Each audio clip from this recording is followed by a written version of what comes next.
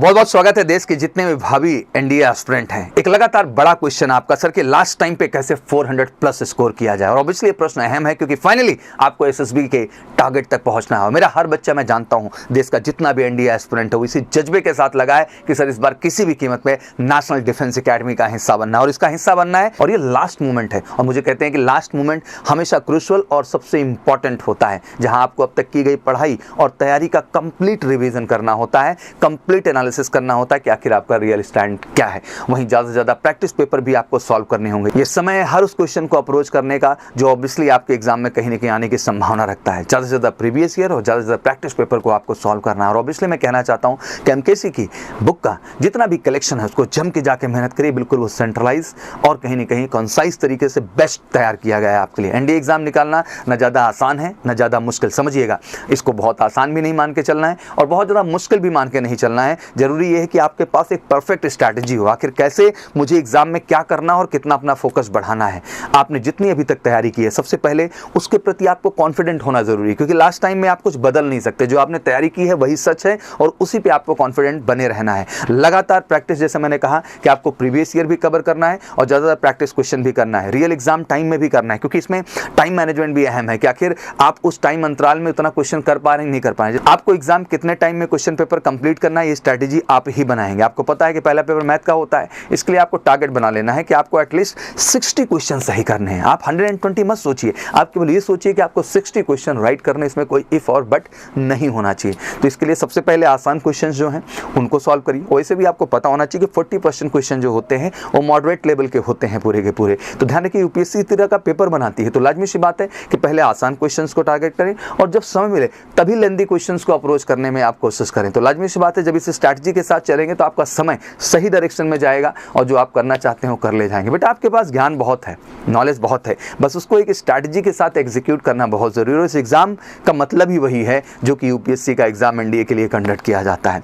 तो लेंदी क्वेश्चंस को सॉल्व करने के चक्कर में पहले ना पड़े, इससे समय आपका बर्बाद होता है। आसान क्वेश्चंस को अप्रोच करें जिससे आपका आत्मविश्वास बना रहे और सॉल्व करके तेजी के साथ आप आगे बढ़ते हैं तो आपका कॉन्फिडेंस लेवल भी हाई हो जाता है कि नहीं यार 60 नहीं तो हम 70 करके दिखाएंगे। तो ये स्ट्रैटेजी आपके लिए काफी काम आएगी। इससे इतना हैवी मोटिवेशन होता है कि आपका एग्जाम आगे का भी काफी अच्छा होता चला जाता है। जो क्वेश्चन आपको डाउट लगे उसमें उलझना ही नहीं है, क्योंकि आपको वहाँ मैथमेटिक्स में साइंटिस्ट नहीं बनना है, रिसर्चर नहीं बनना है, आपको अपनी कंपटीशन के दृष्टिकोण से सोचना है। आइए बढ़ते हैं दूसरे पेपर की ओर।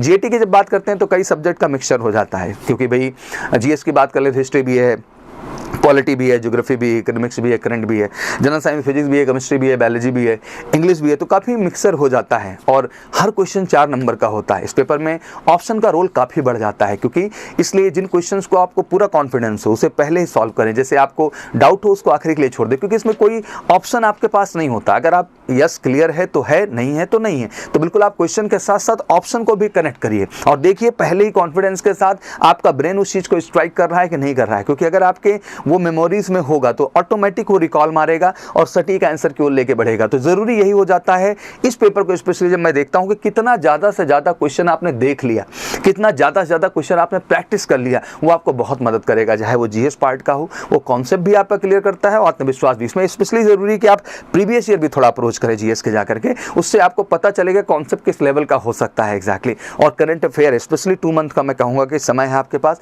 एक बार उठा के देख लीजिए। 2 मंथ के जो क्वेश्चन बैंक हैं, जो अपडेट हैं, प्लीज उन्हें देख ले, वो आपको बहुत मदद करेगा आपके एग्जाम में आपके परफॉर्मेंस को बेहतर करने के लिए। और याद रखिए अल्टीमेट यार कॉन्फिडेंस लेवल हाई रखना है, और मुझे लगता है कि 400 प्लस कोई बहुत बड़ा तोप नहीं है।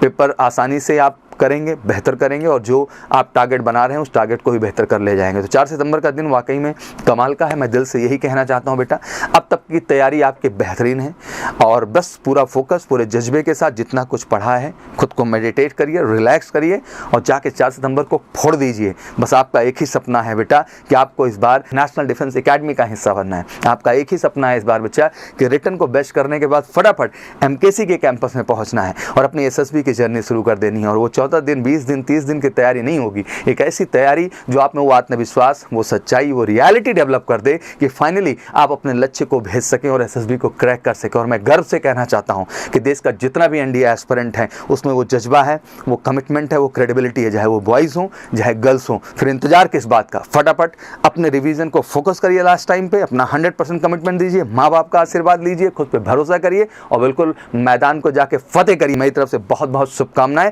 And welcome to everybody in the MKC. मुझे आप सब एमकेसी के अंदर चाहिए बेटा एसएसबी की प्रिपरेशन के लिए, और संभव तभी होगा। पूरा आशीर्वाद है कि मेरे सारे सिर देश के जितने भी एनडीए एस्पिरेंट हैं वो फोड़ेंगे और बेहतर करके एसएसबी में इस बार कमाल करके एक नया इतिहास रचने को तैयार होंगे। तो go ahead and wish you all good luck from my side. जय हिंद, जय भारत।